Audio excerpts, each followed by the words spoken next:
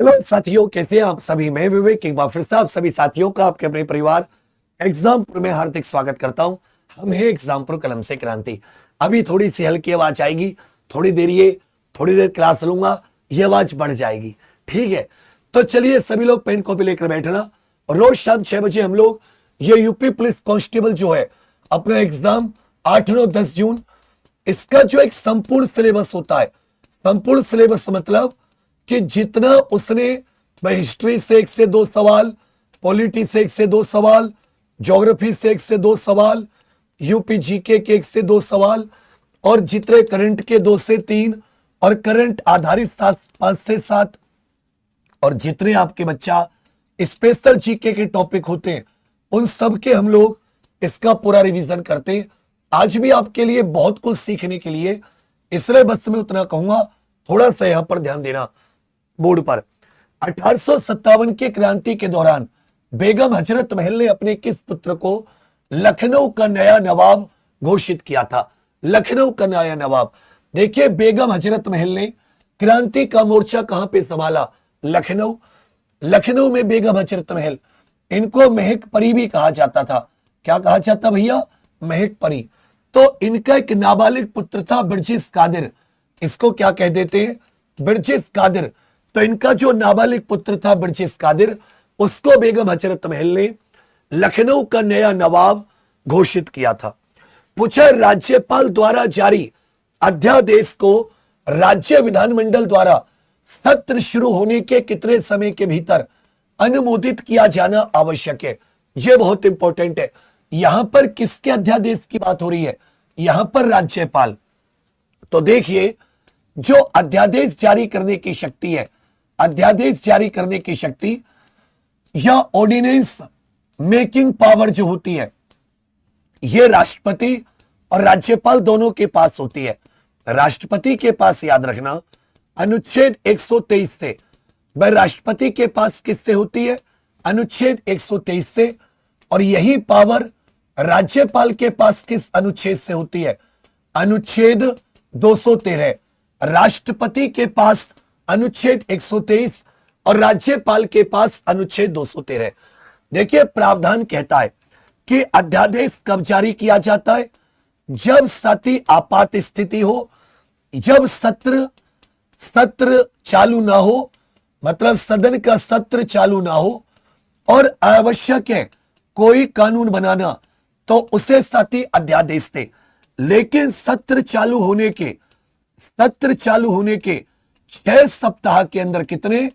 6 सप्ताह के अंदर यह सत्य उसको पारित करना आवश्यक है, अन्यथा वो लैप्स हो जाएगा। तो यहीं पर वही लिखा हुआ है, सत्र शुरू होने के कितने समय? 6 सप्ताह। कभी कभी अध्यादेश की अधिकतम वो पूछ लेते हैं, अध्यादेश की अधिकतम अवधि।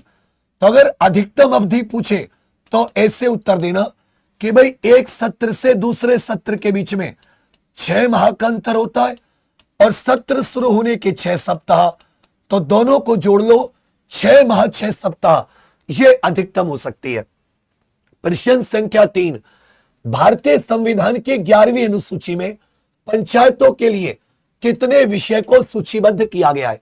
अब सभी जानते हैं, जो 11वीं अनुसूची है वो सती ग्राम पंचायतों के अधिकार, ग्राम पंचायतों के अधिकार, इसमें क्या दिए गए? ग्राम पंचायतों के, कि वे ग्राम पंचायत किस किस चीज पर कोई कानून नियम आदि बना सकती है। 11वीं अनुसूची को किससे जोड़ा गया? 73वें संविधान संशोधन अधिनियम 1992 से, जो कब से लागू हुआ? 24 अप्रैल 1993 से लागू। इसलिए आप ये बताइए कि 24 अप्रैल को क्या मनाया जाता है? राष्ट्रीय पंचायती राज दिवस। राष्ट्रीय पंचायती राज दिवस कब होता है? कहोगे सर, राष्ट्रीय पंचायती राज दिवस यह 24 अप्रैल को होता है क्योंकि इसी दिन 1993 में भारत का 73वां संविधान संशोधन अधिनियम लागू हुआ। 11वीं अनुसूची में कितने विषय हैं? 11वीं अनुसूची में 29 विषय हैं। भाई 11वीं अनुसूची में कितने विषय? कहोगे सर, 11वीं अनुसूची में 29 विषय हैं। ये बताइए, राष्ट्रीय पंचायती राज संस्थान ये कहां पर स्थित है? राष्ट्रीय पंचायती राज संस्थान, राष्ट्रीय पंचायती राज एवं ग्रामीण विकास संस्थान, राष्ट्रीय पंचायती राज एवं ग्रामीण विकास संस्थान, ये हैदराबाद में स्थित है। कहां पर स्थित है? हैदराबाद। ये कहां पर स्थित है? हैदराबाद। 11वीं अनुसूची में 29 विषय हैं। अर्थशास्त्र का क्वेश्चन है, गिफिन वस्तुएं अर्थव्यवस्था के किस सिद्धांत का अपवाद मानी जाती है? अर्थव्यवस्था के किस सिद्धांत का अपवाद मानी जाती है? देखिए, अर्थव्यवस्था में मांग का नियम कहता है, लॉ ऑफ डिमांड, या मांग का नियम कहता है कि किसी चीज की कीमत बढ़ने से, किसी चीज की कीमत बढ़ने पर उसकी मांग कम हो जाती है। उसकी मांग क्या हो जाती है? कम हो जाती है। यह बात बिल्कुल सही है।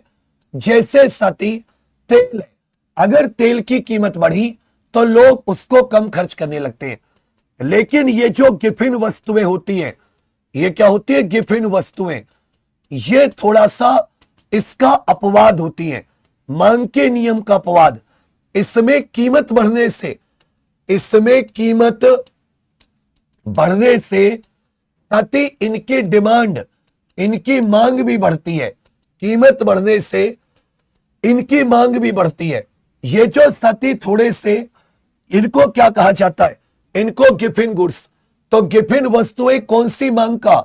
ये मांग के नियम का अपवाद है। ये आपका बिल्कुल सही है। पोवाड़ा ये किस राज्य का एक पारंपरिक लोक गायन और नृत्य शैली है? पोवाड़ा आपसे पूछा है, ये किस राज्य की है? देखिए, मध्य प्रदेश की पूछे तो यहां का क्या हो जाता है? माछ। यहां का क्या हो जाता है? माछ। इसके अलावा हो जाता है साथी फूलपति, यही का हो जाता है जवारा, यही का हो जाता है एक डांस मटकी, यही का डांस क्या हो जाता है? मटकी। ये सारे के सारे मध्य प्रदेश। राजस्थान का होता है घूमर, कालबेलिया, घूमर, कालबेलिया, तेरताली, तेरताली डांस, शारी नृत्य, शारी नृत्य, ये सारे के सारे। कर्नाटक का होता है भूतकोला, कर्नाटक का क्या होता है? भूतकोला, करगा नृत्य, करगा नृत्य, वीरगेस, वीरगेस यहां का। इसके अलावा साथी सुग्गी कुनीथा, सुग्गी कुनीथा, ये सारे के सारे कर्नाटक। जबकि पोवाड़ा जो है, पोवाड़ा धनगरी गजा, पोवाड़ा धनगरी गजा, कोली लेजिम, पोवाड़ा धनगरी गजा, कोली लेजिम, पोवाड़ा, और साथ ही एक बहुत ही प्रसिद्ध जो राजस्थान का लावड़ी डांस, राजस्थान का लावड़ी, राजस्थान कह रहा हूं, महाराष्ट्र का लावड़ी। तो पोवाड़ा ये किस राज्य का है? पोवाड़ा बाबू ये किस राज्य का है? कहोगे भैया ये महाराष्ट्र का है। कैसे? माच, फूलपति, जवारा, मटकी मध्य प्रदेश, राजस्थान के घूमर कालबेलिया, तेरताली चारी, कर्नाटक का भूतकोल, करगा, वीरगेस, सुग्गी कुनीथा, जबकि महाराष्ट्र का पोवाड़ा, धनगरी गजा, कोली लेजिम, पोवाड़ा और लावणी। राष्ट्रीय जैविक खेती केंद्र ये कहां पर स्थित है? राष्ट्रीय जैविक खेती केंद्र, ये बताइए भारत का पहला पूर्ण जैविक राज्य, भारत का पहला पूर्ण जैविक राज्य कौन सा है? थोड़ा सा हाथ तेज चलाइए। भारत का पहला पूर्ण जैविक राज्य कौन सा है? उपोषण बागवानी अनुसंधान संस्थान, उपोषण बागवानी अनुसंधान संस्थान, यह कहां पर स्थित है? उपोषण बागवानी अनुसंधान संस्थान, भारतीय बागवानी अनुसंधान संस्थान, भारतीय बागवानी अनुसंधान संस्थान, यह कहां पर स्थित है? भारतीय बागवानी अनुसंधान संस्थान, यह बताइए। इसी में पूछेगा कचरी, यह साथी कहां पर स्थित है? तो यह भारत के कृषि से संबंधित कुछ संस्थान है, कृषि से संबंधित। यहां पर थोड़ा सा ध्यान दीजिएगा। देखिए, जो राष्ट्रीय जैविक केंद्र है यह गाजियाबाद में स्थित है, जबकि साथी मांस और तिलहन के ऊपर तिलहन शोध संस्थान यह हैदराबाद में स्थित है। कपास के ऊपर कहां पर है? नागपुर में। भारत का पहला पूर्ण जैविक राज्य, यह बताइए सब के सब, क्योंकि तुम लोग एबीसीडी में उत्तर दे रहे हो, तुम्हें ये पूरा शब्द लिखकर उत्तर देने में क्या है, और तुम सबके सब इस क्लास को सीरियस ले रहे हो नहीं ले रहे। कितने ऐसे जो पूरी ईमानदारी से इस क्लास को एकदम सीरियस ले रहे हैं। एक छोटी सी आपसे गुजारिश है आपके गुरु आपके बड़े भैया की, कि इस क्लास के लिंक को अपने अपने व्हाट्सएप पर जरूर शेयर कर देना, और जितना पढ़ा रहा हूं उसको 2-2 3-3 बार मन में साथी दोहराओ। भारत का पहला पूर्ण जैविक राज्य सिक्किम, उपोषण बागवानी ये साथी लखनऊ में, भारतीय बागवानी ये बेंगलुरु में, जबकि कजरी ये राजस्थान के जोधपुर में। ये जो भारत के राष्ट्रीय अनुसंधान संस्थान है, एक क्वेश्चन जरूर आता है, ब्लू चिप शेयर का अर्थ क्या होता है? ब्लू चिप, देखिए भारत में शेयर बाजार की जो दो बड़ी संस्थाएं शेयर बाजार, एक हो जाती है बॉम्बे स्टॉक एक्सचेंज, एक हो जाता है नेशनल स्टॉक एक्सचेंज बीएसई। ये साथी 1875 प्रेमचंद रॉयचंद के द्वारा, ये 1992 में स्थापना और 1994 में इसने साथी कार्य शुरू किया। एनएसई ने कार्य, ये किस कमेटी की सिफारिश पर? फेरवानी कमेटी या फेरवानी समिति की सिफारिश पर। ये दोनों मुंबई में स्थित है। बीएसई में एक सेंसेक्स होता है, क्या होता है? सेंसेक्स। तो बीएसई सेंसेक्स जो होता है, इसमें साथी टॉप 30 कंपनी होती हैं। सबके सब लिखकर बताइए। बॉम्बे स्टॉक एक्सचेंज, इसके सेंसेक्स में कितनी कंपनी होती हैं? 30।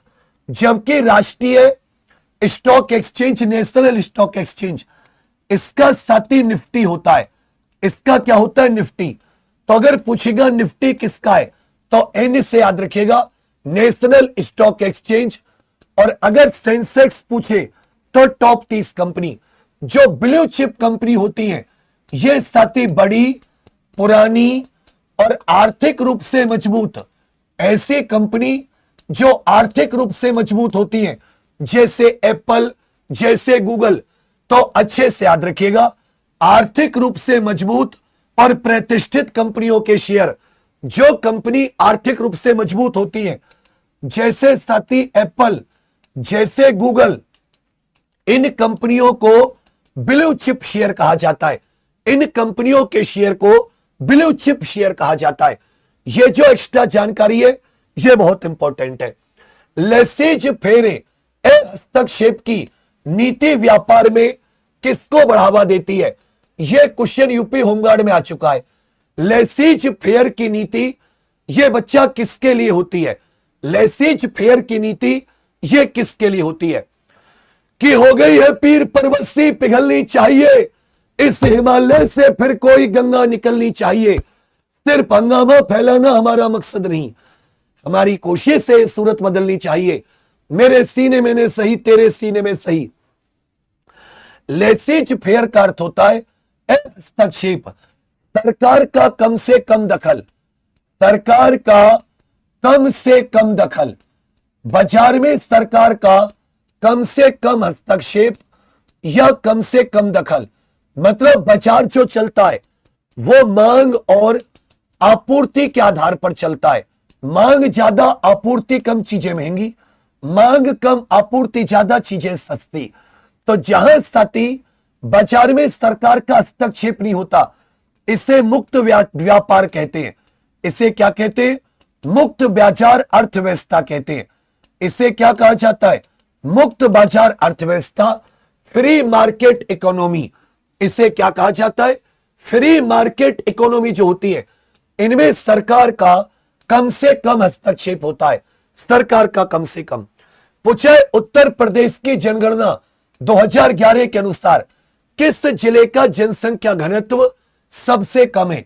उत्तर प्रदेश के किस जिले का जनसंख्या घनत्व सबसे कम है? अब सभी जानते हैं अंतरराष्ट्रीय जनसंख्या दिवस कब होता है? अंतरराष्ट्रीय जनसंख्या दिवस ये 11 जुलाई। ये जो जन घनत्व होता है, जिसको पॉपुलेशन डेंसिटी कहते हैं, ये सभी व्यक्तियों की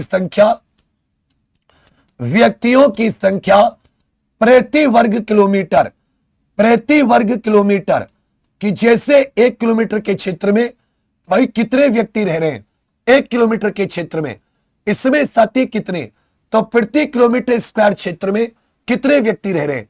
भारत के निकालोगे 2011 में तो 382 व्यक्ति प्रति किलोमीटर स्क्वायर, अपने उत्तर प्रदेश के निकालोगे 829 व्यक्ति प्रति वर्ग किलोमीटर, जबकि उत्तर प्रदेश में सर्वाधिक जनघनत्व किसका है, सर्वाधिक पहले पर गाजियाबाद, दूसरे पर साथी वाराणसी, दूसरे पर वाराणसी, और सबसे कम की बात हो रही है ललितपुर। आपका बिल्कुल सही है, सबसे कम ललितपुर आपका बिल्कुल सही है, सबसे कम ललितपुर आपका बिल्कुल सही है। पूछा है फ्लाई ऐश प्रदूषण मुख्य रूप से किसके द्वारा उत्पन्न होता है। यह पर्यावरण टॉपिक है आपके में, जो पर्यावरण है, फ्लाई ऐश प्रदूषण जो है ये किसके द्वारा, जैसे साथी जो NO2 SO2 होता है, NO2 इत्यादि ये वाहन से निकलती है, O3 भी किससे निकलती है, वाहन के द्वारा एक प्रकार से, SO2 ये रिफाइनरी कोयला प्लांट इत्यादि से निकलती है, रिफाइनरी और कोयला प्लांट। आप जानते हैं SO2 और NO2 ये अम्ल वर्षा के लिए उत्तरदायी है, किसके लिए, एसिड रेन के लिए। जबकि जब साथी कोयला जलाते हैं तो कोयला जलाने से साथी बिजली आदि बनाई जाती है, बिजली जिसको थर्मल पावर प्लांट कहते हैं, थर्मल पावर प्लांट। तो यहां कोयले जलने से जो राख होती है उसी को फ्लाई ऐश कहते हैं। आजकल हालांकि इससे रोड बनाई जाती है, लेकिन फिर भी एक प्रदूषक है। तो जो थर्मल पावर प्लांट होते हैं, क्या बच्चा, थर्मल पावर प्लांट, यहां से फ्लाई ऐश नामक प्रदूषण मुख्य रूप से निकलता है। इसी में जैसे आपसे पूछेगा ओबरा अनपरा, ये साथी कहां पर स्थित है, ओबरा अनपरा ताप विद्युत संयंत्र, ताप विद्युत संयंत्र कहां पर है, दादरी ताप विद्युत संयंत्र कहां पर है। इसी में पूछेगा मेजा, ये कहां पर है, पनकी, ये साथी कहां पर है, पनकी ताप विद्युत संयंत्र। तो ओबरा अनपरा ये सोनभद्र, भारत की ऊर्जा राजधानी भी कहते हैं। दादरी जो है ये गौतम बुद्ध नगर में, मेजा ये साथी प्रयागराज में, पनकी ये कानपुर में। तो अच्छे से याद रखिएगा फ्लाई ऐश जो है ये ताप विद्युत संयंत्र से निकलती है। जनगणना 2011 के अनुसार उत्तर प्रदेश के किस जिले में नगरीय जनसंख्या का प्रतिशत सर्वाधिक है, नगरीय जनसंख्या का प्रतिशत, प्रतिशत के आधार पर यहां सबसे ज्यादा नगरीय जनसंख्या है, गाजियाबाद, लखनऊ, गौतम बुद्ध नगर या कानपुर। तो अच्छे से याद रखिएगा उत्तर प्रदेश में लगभग 77% जनसंख्या यह ग्रामीण क्षेत्रों में रहती है और लगभग 23% जनसंख्या यह शहरी क्षेत्रों में रहती है। उत्तर प्रदेश में लगभग बता रहा हूं, ग्रामीण क्षेत्रों में 77%, शहरी क्षेत्रों में 23% और प्रतिशत में नगरीय जनसंख्या यह सबसे ज्यादा गाजियाबाद में। छोटा नागपुर पठार की सबसे ऊंची चोटी कौन सी है, देखिए छोटा नागपुर पठार यह साथी लोहो अयस्क, लोहो अयस्क यह भारत में खनिज टॉपिक से है। लोहो अयस्क कोयला आदि के लिए प्रसिद्ध है, कोयला आदि की खदानों के लिए प्रसिद्ध है, इसलिए इसको क्या कहा जाता है, इसको भारत का रुहुर कहा जाता है। इसे क्या कहा जाता है, भारत का रुहुर कहा जाता है। छोटा नागपुर पठार को क्या कहा जाता है, भारत का रुहुर। इसकी सबसे ऊंची चोटी, अब साथी मध्य प्रदेश की सबसे ऊंची चोटी बताइए, सिक्किम की सबसे ऊंची चोटी बताइए, आपको उत्तराखंड की सबसे ऊंची चोटी बताइए। इसी प्रकार अब साथी केरल की सबसे ऊंची चोटी बताइए, केरल की। इसी में आपको बतानी है, इसी में साथी आपको केरल की सबसे ऊंची चोटी बताइए, नागालैंड की सबसे ऊंची चोटी, यह उत्तर पूर्व भारत की भी सबसे ऊंची चोटी। इस प्रकार के क्वेश्चन अक्सर पूछे जाते हैं। देखिए छोटा नागपुर पठार, इसका ज्यादातर हिस्सा झारखंड में, यहीं पर पारसनाथ पहाड़ी, जिसे समेध शिखर भी कहते, जैन धर्म का बहुत ही पवित्र स्थल, जैन धर्म का बहुत ही पवित्र तीर्थ स्थल है। तो अच्छे से याद रखना, ये जो पारसनाथ है ये झारखंड में पड़ता है। झारखंड में ये छोटा नागपुर पठार की सबसे ऊंची, अनाईमुडी किसकी है? केरल की। ये अपने दक्षिण भारत की भी सबसे ऊंची, अनाईमुडी दक्षिण भारत की सर्वोच्च चोटी भी कह सकते हैं। इसी प्रकार याद रखिएगा, मध्य प्रदेश की हो जाती है धूपगढ़, गुरु शिखर हो जाती है अरावली, अरावली पर्वतों की गुरु शिखर, ये 1722 मीटर, 1722 गुरु शिखर किसमें पड़ती है? ये राजस्थान में पड़ती है। सिक्किम की हो जाती है कंचनजंगा, कंचनजंगा जो कि सती सिक्किम और नेपाल 8586, दुनिया की तीसरी सबसे ऊंची। उत्तराखंड की हो जाती है 7816, नंदा देवी पर्वत, कौन सा भैया? नंदा देवी। नागालैंड की हो जाती है सारामती, माउंट सारामती, उत्तर पूर्व की सर्वोच्च चोटी, उत्तर पूर्व की। तो इसलिए अच्छे से याद रखिएगा, छोटा नागपुर पारसनाथ आपका उत्तर है। अफ्रीका के कांगो बेसिन के वर्षा वनों में रहने वाली सबसे छोटे कद की जनजाति कौन सी है? अफ्रीका के कांगो बेसिन के वर्षा वनों में रहने वाली सबसे छोटे कद की जनजाति, इसमें आपको बताना है इरूला, ये किस राज्य की जनजाति है? अपतानी, ये साथी किस राज्य की जनजाति है? अपतानी किस राज्य की? अंगामी, ये किस राज्य की जनजाति है? इसी में आपको बताने कुकी, ये साथी मुख्य रूप से किस राज्य में? इसी में आपको बताना है कि जो चेचू होते हैं, चेचू जनजाति, ये किस राज्य में है? जबकि साथी टोडा जनजाति, ये भारत के किस राज्य में मुख्य रूप से पाई जाती है? तो अफ्रीका के कांगो बेसिन के वर्षा वनों में छोटे कद की ये पिग्मी जनजाति पाई जाती है। छोटे कद की कौन सी? पिग्मी जनजाति। इरूला केरल की है, अपतानी अरुणाचल प्रदेश की है, अंगामी नागालैंड, ये साथी नागालैंड की, अरुणाचल से समझ जाओगे ना शॉर्ट में। कुकी हो जाती है बाबू मणिपुर की, चेचू हो जाती है आंध्र प्रदेश और तेलंगाना की, जबकि टोडा हो जाती है तमिलनाडु नीलगिरी पर्वतों पर।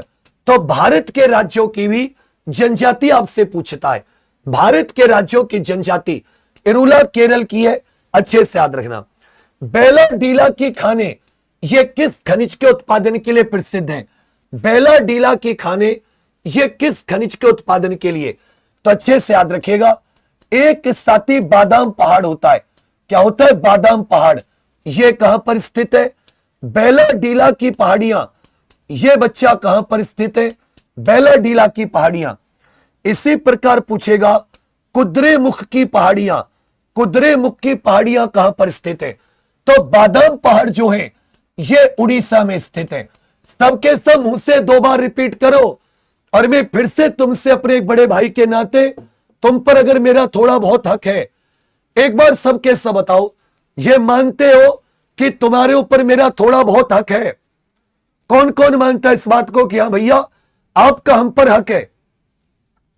तो मैं तुमसे इस बात को कहने के लिए मुझे कोई गुरेज नहीं है कि एक बार सबके सब साथी इस क्लास के लिंक को शेयर कर दीजिए। जितने भी आप लोग लाइव देख रहे हैं, ये पूरा सेट है और सच में मन से बनाया हुआ पेपर पैटर्न को पकड़ते हुए। बाकी स्पेशल जीके टॉपिक में तुम्हें दे रहा हूं भाई, कौन कौन से हो गए? जीएसटी हो गया, सोशल मीडिया हो गया और मानवाधिकार भी क्वेश्चंस में, और इधर देखो आप लोग अपना साइबर क्राइम भी हो गया। बेला डीला की पहाड़ियां, यहां जो बात हो रही है ये बच्चा छत्तीसगढ़ में, ये कहां पर है? छत्तीसगढ़। कुद्रेमुख की पहाड़ियां ये कर्नाटक में, और ये सारी की सारी आयरन ओर के लिए प्रसिद्ध है। यहां से लौह अयस्क पाया जाता है। यहां से क्या पाया जाता है? लौह अयस्क पाया जाता है। लौह अयस्क, यहां से क्या पाया जाता है? लौह अयस्क, याद रखिएगा। जबकि तांबे के लिए खेतड़ी की खदान, तांबे के लिए खेतड़ी की खदान ये राजस्थान में है। ये कहां पर है साथी? राजस्थान। ये कहां पर है? राजस्थान। जबकि माइका आंध्रा इत्यादि, बेलाडीला बैल के कुबड़ जैसी पहाड़ियां ये छत्तीसगढ़ में, बादाम पहाड़ उड़ीसा, कुद्रेमुख कर्नाटक, बेलाडीला की खदानों से विशाखापट्टनम बंदरगाह से होकर जो साथी लोह अयस्क है ये जापान आदि को सप्लाई कर दिया जाता है, जापान आदि को।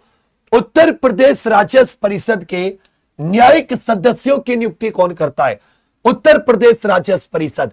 तो अच्छे से याद रखिएगा, जो साथी उत्तर प्रदेश राज्य परिषद है, उत्तर प्रदेश राज्य परिषद की स्थापना सन 1831 में प्रयागराज में हुई।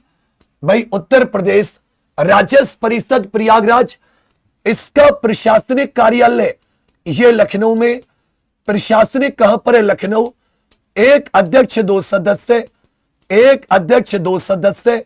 जबकि न्यायिक मामलों का निपटारा करने के लिए इसमें 7 सदस्य होते हैं। इसका समझिए, इसमें प्रशासनिक सदस्य कौन बन सकता है? इसकी योग्यता क्या है? कहीं ना कहीं वो मंडलायुक्त या उससे ऊपर के पद पर रहा हो। मंडलायुक्त या ऊपर। योग्यता क्या है?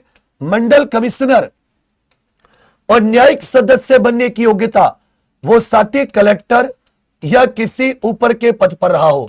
कलेक्टर या ऊपर। नियुक्ति याद रखिएगा, राज्य सरकार, चाहे प्रशासनिक हो चाहे न्यायिक हो, इनकी नियुक्ति कौन करेगी? राज्य सरकार करेगी। कंफ्यूजन हो जाता है कि भाई कहीं हाई कोर्ट तो नहीं करेगा, न्याय का मामला है। बिल्कुल नहीं, इसकी नियुक्ति भी कौन करेगी? राज्य सरकार। लेकिन योग्यता क्या होती है? कलेक्टर या उससे ऊपर।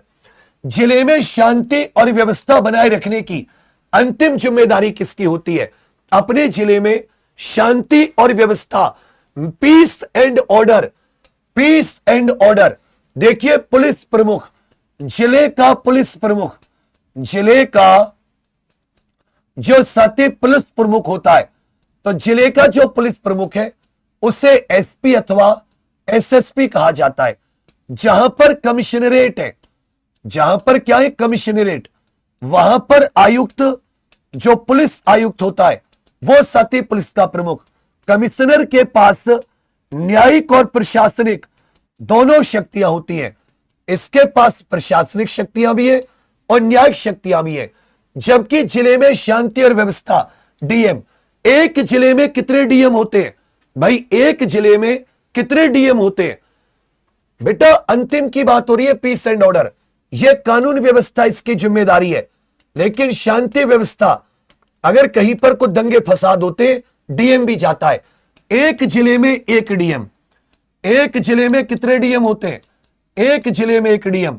और यही डीएम जब राजस्व की वसूली करता है, इसको साथी कलेक्टर कह देते हैं। एक जिले में एक डीएम, इसी डीएम का पद कलेक्टर, राजस्व वसूली। एक और चीज याद रखिएगा, इनकी नियुक्ति कौन करता है? डीएम आदि की राज्य सरकार। सबके सब लिखकर बताइए, डीएम की नियुक्ति कौन करता है? राज्य सरकार।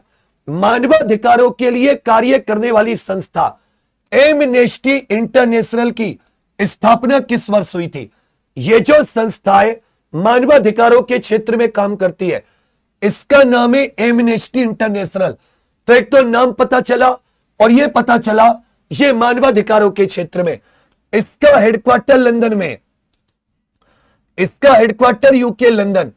इसी प्रकार international red cross committee, international red cross committee, जिसको साथी अंतरराष्ट्रीय रेड क्रॉस समिति कह देते हैं, ये 1863, इसका हेडक्वार्टर स्विट्जरलैंड के जिनेवा शहर में है। तो एमनेस्टी इंटरनेशनल, इसकी स्थापना 1961। वही office of the high commissioner of human rights, मानवाधिकार उच्चायुक्त कार्यालय, ये 1993 में बना। यह भी साथी जिनेवा में स्थित है। यहीं पर संयुक्त राष्ट्र मानवाधिकार परिषद, यह 2006 में बनी। इसका हेडक्वार्टर भी जिनेवा में स्थित है।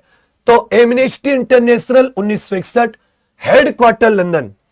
पूछेगा ब्लैक पैंथर ये किस राज्य की विशेष पुलिस इकाई, एंटी नक्सल फोर्स? ब्लैक पैंथर ये किस राज्य की एंटी नक्सल फोर्स है? तो नक्सलवाद के बारे में लिखो। देखिए नक्सलवाद जो होता है इसको लेफ्ट विंग एक्सट्रीमिज्म भी कह देते हैं। इसको क्या कह देते हैं? लेफ्ट विंग एक्सट्रीमिज्म, नक्सलवाद कह देते हैं। इससे साथ ही प्रभावित क्षेत्रों को रेड कॉरिडोर या लाल गलियारा, इसकी शुरुआत कहां से हुई थी? 1967। ये साथी नक्सलबाड़ी गांव है। नक्सलबाड़ी गांव दार्जिलिंग वेस्ट बंगाल में। कहां पर स्थित है? दार्जिलिंग वेस्ट बंगाल में। दार्जिलिंग वेस्ट बंगाल में किसके द्वारा? इन्हीं में दो लोग थे, इन्होंने communist party of India Marxist Leninist बनाई, कानू सान्याल और चारू मजूमदार। कानू सान्याल और चारू मजूमदार, ये दो लोग थे। कौन कौन? कानू सान्याल और चारू मजूमदार। अच्छे से याद रखिएगा। इसको लेकर, इसको रोकने के लिए सीआरपीएफ की एक विशेष कोबरा फोर्स होती है। कौन सी? कोबरा, जिसका गठन साथी सितंबर 2008 में हुआ है। कोबरा की फुल फॉर्म होती है commando battalion for resolute action. Commando battalion for resolute action. Commando battalion for resolute action, यह 2008 में बनी। यह सीआरपीएफ की विशेष टुकड़ी है जिसका काम नक्सलियों का खात्मा करना है। साथ ही समाधान, यह गृह मंत्रालय के कुछ प्रोजेक्ट हैं। समाधान, जबकि 31 मार्च 2026 नक्सलवाद के अंत की यह तिथि।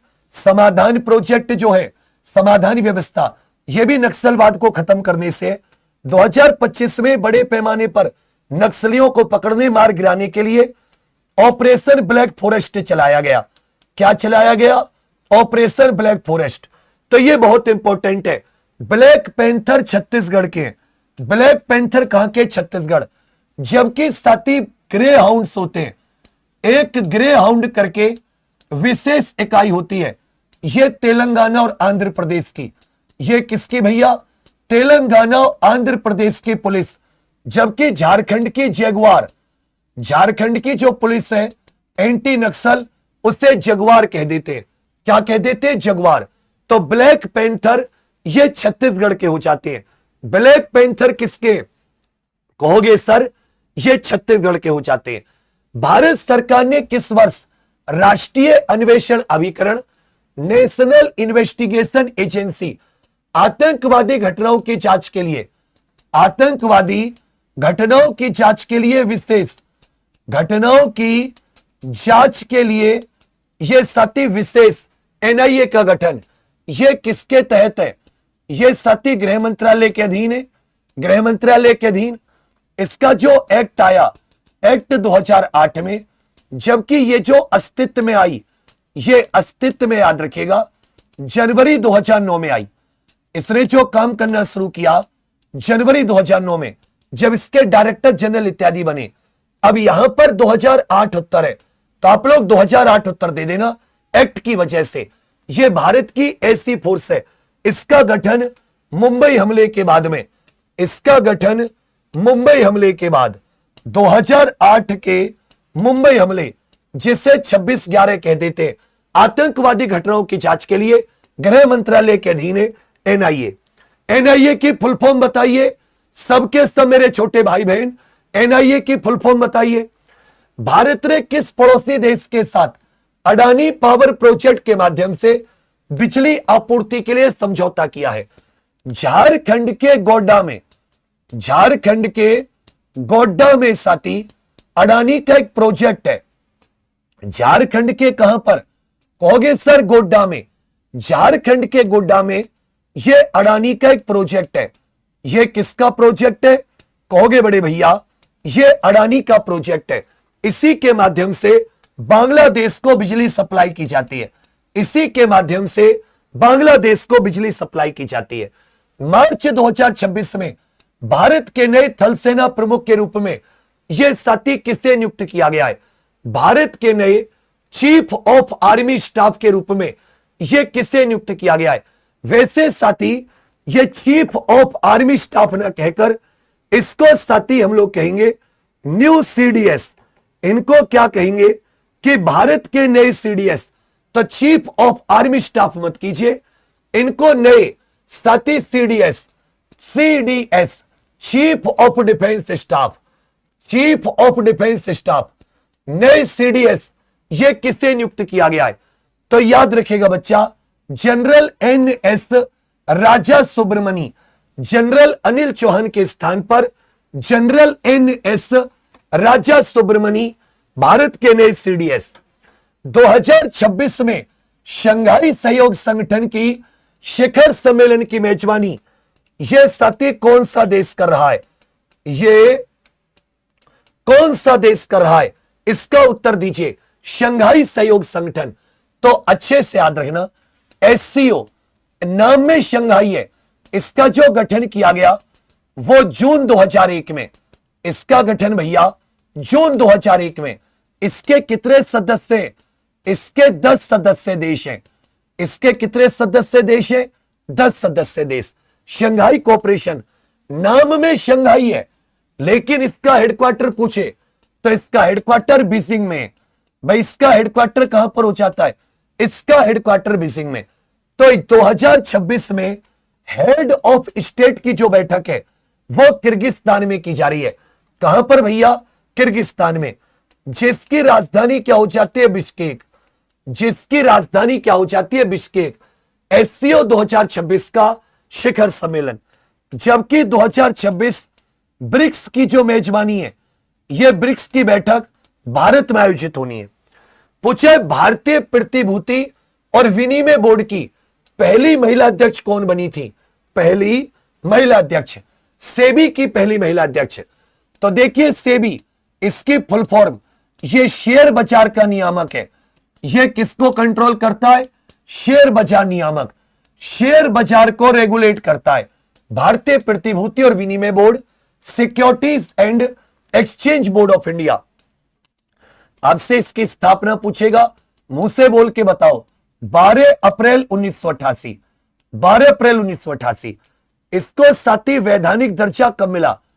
इसका जो एक्ट आया, संसद ने जो इसके लिए कानून बनाया, यह वैधानिक दर्जा इससे 30 जनवरी 1992 को मिला। वैधानिक दर्जा 30 जनवरी 1992। हेडक्वार्टर साथी इसका मुंबई हो जाता है। इसकी जो साथी वर्तमान जो इसके अध्यक्ष है वो तो तुहिनकांत पांडे है। कौन है भैया? तुहिनकांत पांडे, वर्तमान अध्यक्ष तुहिनकांत पांडे। लेकिन जो इसकी पहली महिला अध्यक्ष थी वो माधवीपुरी थी। इसकी पहली महिला अध्यक्ष ये माधवीपुरी। बस थोड़ा सा रह गया है, 4000 में 600 की कमी है। एक बार सब के सब, और मैंने 1000 बार बताया होगा, ये क्लास रोज कितने बजे शुरू होती है? 6 बजे तो 6 बजे। मेरा गला खराब है, तकलीफ हो रही है, बोला नहीं जा रहा। तुम में से कई हंस रहे हो, अरे आवाज को क्या हुआ? पर फिर भी साथी में अपने समय से तुम लोग भी ये वादा करो, प्रॉमिस लिख दो सबके सब, और सीखो एक एक चीज को। जरूरी नहीं है कि आप बहुत ज्यादा पढ़ो, जरूरी है कि आप उसको याद कितना कर रहे हैं। मुंबई हेडक्वार्टर। विश्व आर्थिक मंच की वार्षिक बैठक ये कहां आयोजित की जाती है? देखिए world economic forum, world economic forum ये एक थिंक टैंक है। ये क्या है साथी? Think tank. इसकी स्थापना जनवरी 1971 में हुई। इसकी स्थापना जनवरी 1971। इसका संस्थापक कौन था? इसका संस्थापक था क्लॉस स्वाब। इसका संस्थापक क्लॉस SCHWAB करके। जबकि इसका वर्तमान चेयरमैन कौन है? Larry Fink. इसका वर्तमान चेयरमैन ये लैरी फिंक हो जाता है। इसका हेडक्वार्टर स्विट्जरलैंड के कोलोग्न में स्थित है। कोलोग्न स्विट्जरलैंड में इसका साथी हेडक्वार्टर। लेकिन इसकी जो वार्षिक बैठक है वो स्विट्जरलैंड के दावोस में। इसकी जो वार्षिक बैठक है इसमें स्विट्जरलैंड में एक शहर है स्विट्जरलैंड जिसका नाम है दावोस। यहां पर इसकी बैठक होती है जिसमें विश्व के प्रत्येक क्षेत्र की बड़ी बड़ी हस्तियां इसमें भाग लेती हैं।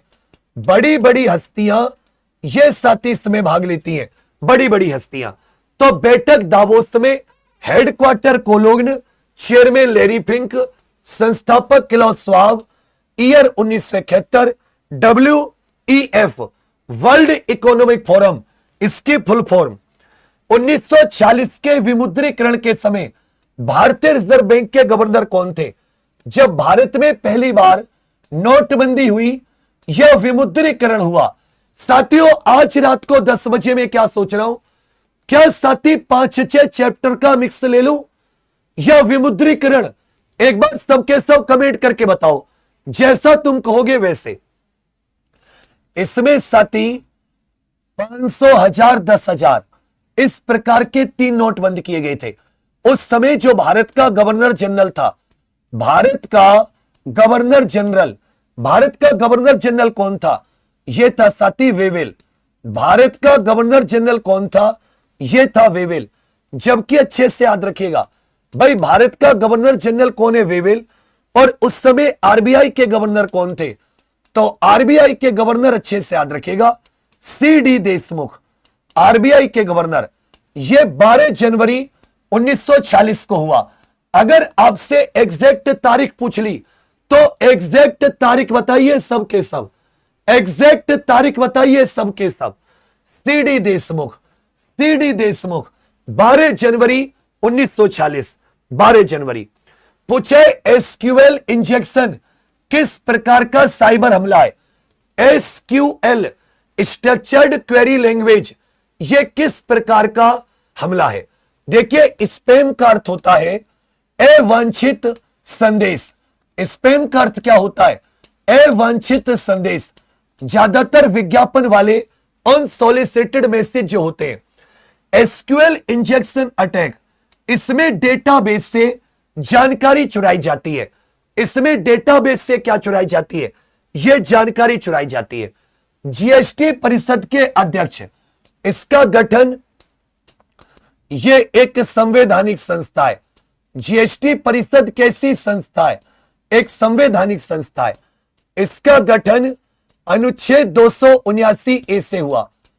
अनुच्छेद 279 है। इसमें अध्यक्ष सहित 33, जिसमें अध्यक्षता यह केंद्रीय वित्त मंत्री, अध्यक्षता केंद्रीय वित्त मंत्री। केंद्र सरकार के पास 1/3 वोटिंग, राज्यों के पास 2/3 वोटिंग। निर्णय जो होता है वो 3/4 के बहुमत से होता है। निर्णय किससे होता है? 3/4 के बहुमत से। जीएसटी परिषद, अध्यक्ष केंद्रीय वित्त मंत्री। HSN harmonised system of nomenclature, इस कोड का जीएसटी में किस लिए उपयोग किया जाता है? यह बातें साथी 1953 में एक संस्था बनी, वर्ल्ड कस्टम ऑर्गेनाइजेशन, या वर्ल्ड कस्टम संगठन भी कह देते हैं। वर्ल्ड कस्टम संगठन यह 2 प्रकार के कोड जारी करती है। एक होता है HSN कोड वस्तुओं के लिए, जबकि साथी दूसरा होता है सर्विसेज अकाउंटिंग कोड, यह सेवाओं के लिए। किसके लिए? सेवाओं के लिए। इसकी शुरुआत 99 से होती है। SSC कोड की शुरुआत 99। इसमें अगर साथी 5 करोड़ तक का टर्नओवर है तो 4 डिजिट चाहिए। 5 करोड़ से ज्यादा है तो इसमें 6 चाहिए। और आप अंतरराष्ट्रीय व्यापार कर रहे हो, आयात निर्यात, इसमें 8 डिजिट। जबकि सर्विसेज अकाउंटिंग कोड में आपको 6 अंक चाहिए। HSN, इसकी फुल फॉर्म लिखिए सबके सब, हार्मोनाइज्ड सिस्टम ऑफ नोमेनक्लेचर। सारे के सारे साथी HSN कोड की फुल फॉर्म लिखो, सबके सब HSN कोड की, हार्मोनाइज्ड सिस्टम ऑफ नोमेनक्लेचर। इससे साथी वस्तुओं का वर्गीकरण किया जाता है। वस्तुओं का वर्गीकरण। पूछे वर्ष 2024 के लिए, साल 2024 के लिए एबल पुरस्कार, जिसको गणित का नोबेल भी कहते हैं, इसे किसे सम्मानित किया गया? ये जो देखो एबल प्राइज होता है, एबल प्राइज, इसको गणित का नोबेल कह देते हैं। इसको क्या कह देते हैं? गणित का नोबेल। गणित में तो नोबेल दिया नहीं जाता है। यह साथी नॉर्वे सरकार के द्वारा, किसके द्वारा? नॉर्वे के द्वारा। पहली बार कब दिया गया? 2003 में। पहली बार 2003 में दिया गया। जबकि इस साल 2026 में यह साथी गेराल्ड फाल्टिंग्स को मिला। किसे मिला? गेराल्ड फाल्टिंग्स करके जर्मनी के गणितज्ञ उनको मिला। जबकि बात 2024 की, तो यह क्वेश्चन मैंने जानकर रखा कि आप पुराना थोड़ा बहुत देख पाओ। इसका नाम था मिशेल टेलाग्रांड। इनको क्या कहा गया? Michel Talagrand, Michel Talagrand. जबकि 2024 का, 2023 का ये लुइस कैफेरेली को, 2025 का ये मासाकी कुछ करके जापानीज थे। जबकि 2026 का गेराल्ड फाल्टिंग्स। तो आपसे पूछ लेगा गणित का नोबेल किसे कहा जाता है? एबल पुरस्कार। या एबल पुरस्कार किस क्षेत्र में दिया जाता है गणित में?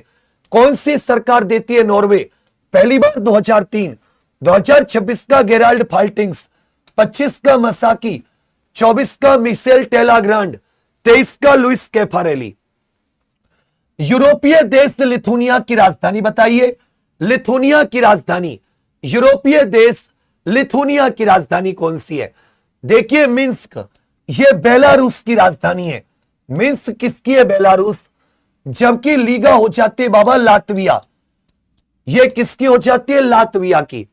जबकि टल्लिन किसकी हो जाती है? टल्लिन अच्छे से याद रखिएगा, एस्टोनिया की राजधानी हो जाती है, एस्टोनिया के टल्लिन। जबकि लिथुनिया की यह विल्नियस होती है। इनकी मुद्रा क्या है? इनकी मुद्रा यूरो। इनकी मुद्रा क्या? यूरो। देखो कितने गलत दे रहे हो। लिथुनिया की विल्नियस, लातविया की रीगा, एस्टोनिया की टल्लिन, बेलारूस की मिन्स्क। पूछा तुर्की की आधिकारिक मुद्रा बताइए। तुर्की देश जिसको हम लोग कह देते, नया नाम इसका तुर्की है। जब तुर्की में भूकंप आया था ना, तुर्की सीरिया में, भारत ने मदद के लिए ऑपरेशन दोस्त लॉन्च किया। और दोस्त आजकल कैसे तुम जानते हो? दोस्त है पीठ में छुरा घोंप देने वाले। आस्तीन में जेब में पहले पैसे निकलते थे, अब आस्तीन में जेब में हाथ डालने से इंसान डरता है सांप ना निकल जाए। तो ऐसे ही तुर्की ने दोस्त की पीठ में छुरा भोंक दिया। ऑपरेशन सिंदूर के समय पर पाकिस्तान का साथ दे दिया। लेकिन क्या कहता था अमेरिका?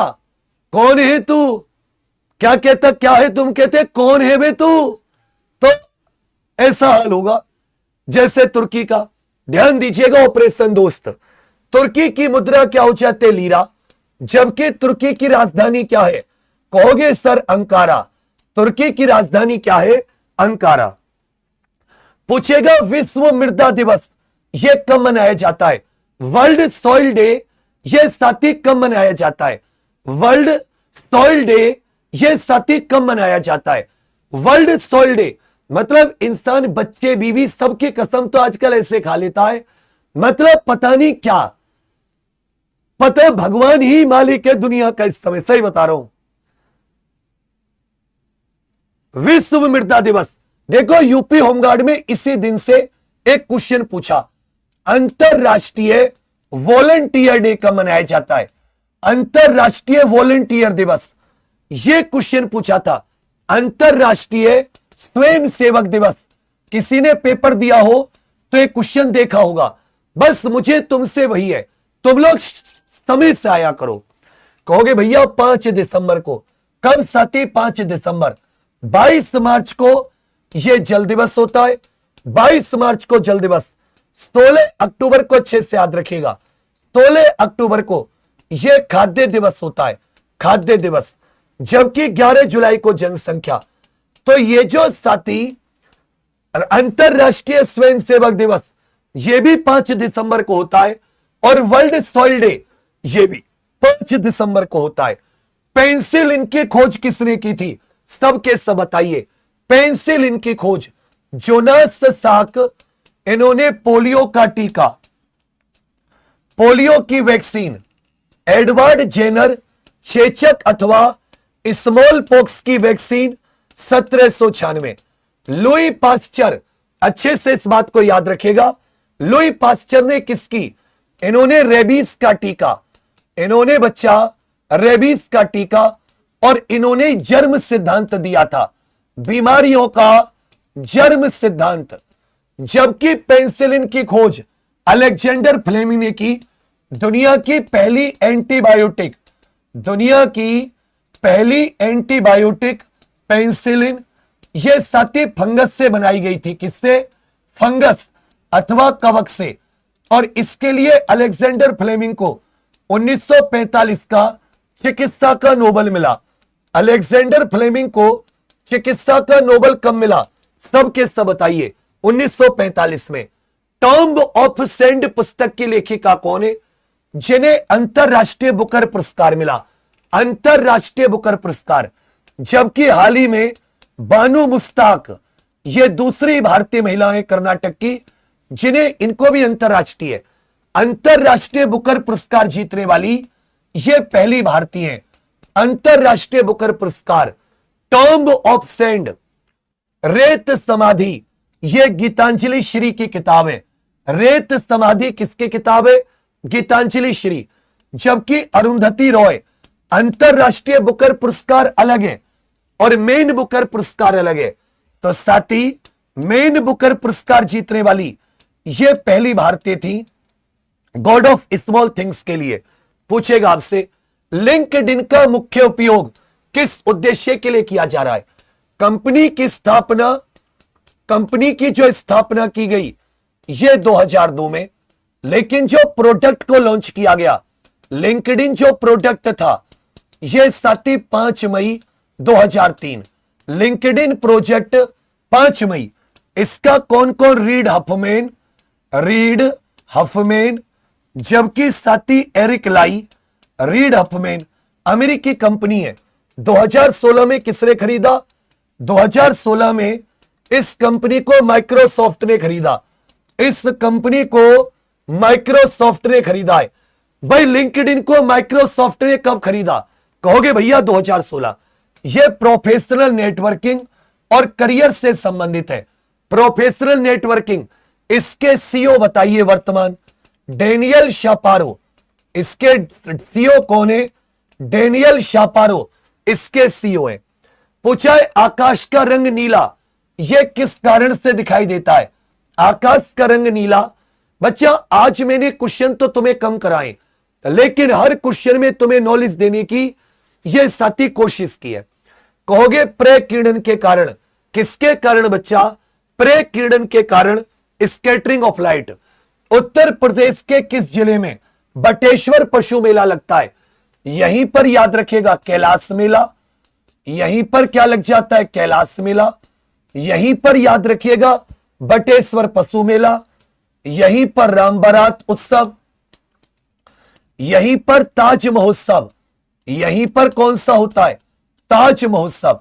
कहोगे सर आगरा में बटेश्वर पशु मेला, कैलाश मेला, यह सब कहां पर? आगरा में। भातखंडे संगीत संस्थान, यह उत्तर प्रदेश के किस शहर में? भातखंडे। पहले इसको साथी मैरिज कॉलेज ऑफ म्यूजिक कहते थे। क्या कहते थे?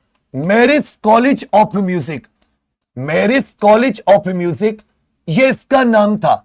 स्थापना 1826 में। फिर क्या हुआ? वर्तमान में इसको भातखंडे संस्कृति विश्वविद्यालय कहते हैं। इसका वर्तमान नाम क्या है?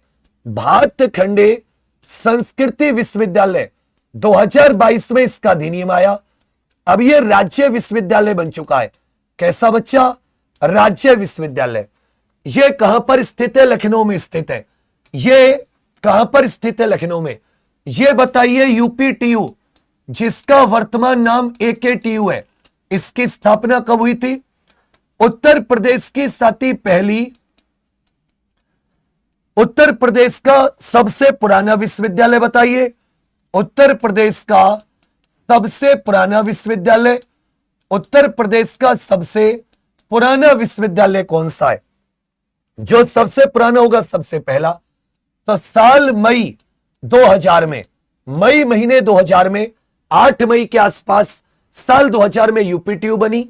जबकि सबसे पुराना ये इलाहाबाद विश्वविद्यालय, सबसे पुराना इलाहाबाद विश्वविद्यालय। सबसे पुराना कौन सा है? कहोगे सर इलाहाबाद विश्वविद्यालय 1887। 1887 पूछा है अब सभी से 1905 के बंगाल विभाजन के समय भारत का वायसराय कौन था? बंगाल विभाजन। और इसकी घोषणा तो जुलाई में की गई, 16 अक्टूबर 1905 यह साथी प्रभावी हुआ, 16 अक्टूबर 1905 को प्रभावी। जबकि इसको रद्द कब किया गया है? 2011 में इसको रद्द कर दिया गया। इसी में साथी 7 अगस्त 1905 से 7 अगस्त 1905 यह बंगाल विभाजन के परिणाम स्वरूप ही भारत में 2 आंदोलन आए, स्वदेशी और बहिष्कार। स्वदेशी और बहिष्कार, 2 आंदोलन, स्वदेशी और बहिष्कार। तो बंगाल विभाजन के समय भारत का वायसराय यह करजन था। बंगाल विभाजन के समय भारत का वायसराय कौन था? कहोगे सर करजन। संविधान सभा की प्रारूप समिति के अध्यक्ष कौन थे? अब सभी जानते हैं 29 अगस्त 1947 प्रारूप समिति का गठन।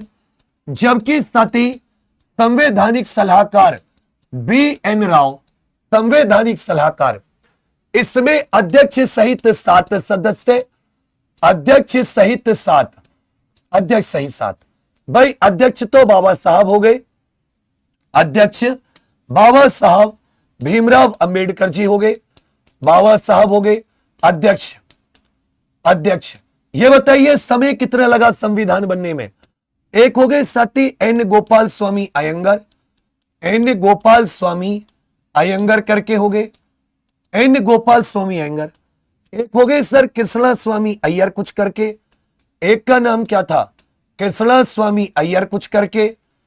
एक थे साथी आपके मोहम्मद सादुल के मुंशी, चौथे हो गए के मुंशी, पांचवें हो गए मोहम्मद सादुल्ला, असम का पूर्व प्रधानमंत्री मोहम्मद सादुल्ला। जबकि साथी छठे BL मित्र, BL मित्र जिनके स्थान पर TT कृष्णमाचारी, TT कृष्णमाचारी। और 7वें थे कुछ DP खेतान करके, उनकी जगह भी किसी और ने ली कुछ करके। ये टोटल कितने थे? ये टोटल थे साथी 7, अध्यक्ष सहित 7। अध्यक्ष की बात हो रही है। बाबा साहब संविधान सभा की प्रारूप समिति 2 साल 11 महीने, 2 साल 11 माह और 18 दिन, 2 साल 11 माह और 18 दिन, 2 साल 11 माह और 18 दिन, 2 साल 11 माह और 18 दिन। भाई कितने दिन? 2 साल 11 माह 18 दिन। किस मौलिक अधिकार को बाबा साहब ने संविधान की हृदय और आत्मा कहा है? अनुच्छेद 32 के तहत किस साथी मौलिक अधिकार को? इसका उत्तर आप सभी के सभी होमवर्क में। अब ईमानदारी से बताइए आपका स्कोर कैसा है, क्लास आपको कैसी लगी? अभी 7 बजे 1 सेकंड में सबके सब, क्योंकि आज साथी मैम ने जो रीजनिंग का सेट कराती है प्रीति मैम, बहुत ही बढ़िया सेट रखा है। अभी तुरंत के तुरंत 7 बजे क्लास शुरू हो चुकी है, मैम की क्लास में आपको जाना है। और 8 बजे हिंदी बहुत बढ़िया सेट है, 9 बजे गणित, 10 बजे मैं देखता हूं आपके लिए क्या चीज बेहतर है। लेकिन सबसे पहले मुझे बताओ कि आपको साथी क्लास समझ में आई? बहुत सारी चीजें कराई है मैंने, क्योंकि मैंने इसमें सारे सिलेबस को ध्यान में दिया है, इसलिए इसका PDF एग्जाम्पल ऐप पर लग जाएगा, जो महातपस्या वाला डिब्बा है। अब सभी छोटे भाई बहन रिवीजन जरूर कर लेना। अगर साथी सुबह की 6 से 12 ले रहे हो तो फिर कुछ और मत लो, अनुभवी टीम पे भरोसा करना। ये पेपर के 20 दिन भटकना मत, कोई जिम्मेदारी नहीं लेगा, मैं तुम्हारी जिम्मेदारी ले रहा हूं, यह बात समझ लेना। तो यहां पर साथी मैम की क्लास ये तुरंत शुरू हो चुकी है। सबके सब हाथ अंगूठा, तो पेन कहां पर होगा? हाथ अंगूठा पेन, इसमें बता दीजिए। सबके सब तुरंत जाकर यहां पर कमेंट्स में कि भैया ने भेजा जय हिंद मैम, मेरी तरफ से मैम को सबके सब जय हिंद लिखाओ। ये कमेंट दिख रही है ना, 1 सेकंड में क्लिक करके।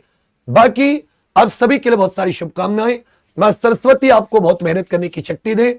धन्यवाद। जय हिंद।